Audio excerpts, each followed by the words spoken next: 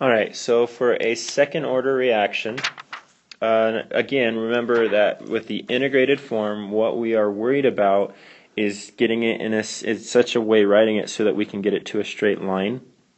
For the integrated, for a second order rate law, it looks like this. 1 over the concentration that we're going towards is equal to the rate constant times the time plus 1 over the initial concentration of the reactant.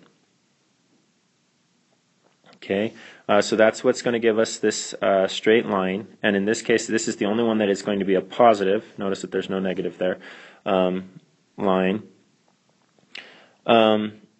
The half-life for this, we're going to do the same thing that we did before. We're going to switch this to the naught with the 2. We're going to switch that to the 1/2. So remember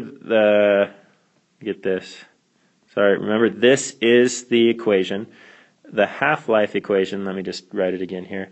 We're going to go 1 over the concentration of A, which we started with, but we're going to switch this to half the original concentration is equal to KT 1/2, because this is the half-life of it, plus 1 over A naught. Okay, take this across, we're going to subtract those, and so we're going to get 1 over A naught is equal to KT 1/2. So T 1/2 is equal to 1 over the original concentration times the rate constant.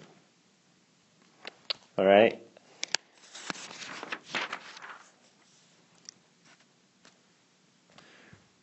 The zero order rate law is the simplest one, the easiest one to set up, because the concentration really doesn't matter in a zero order reaction.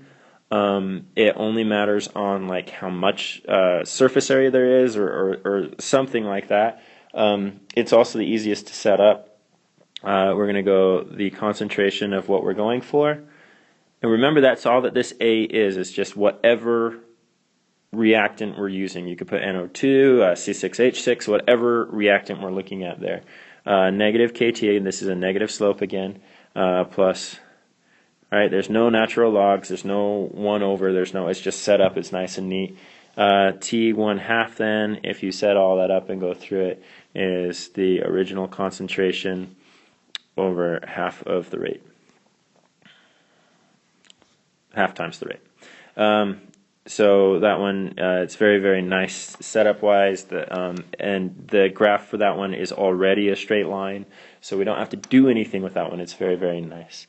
Alright, so make sure that you understand these things. Watch these videos a couple of times, and we will work over some practice problems in class.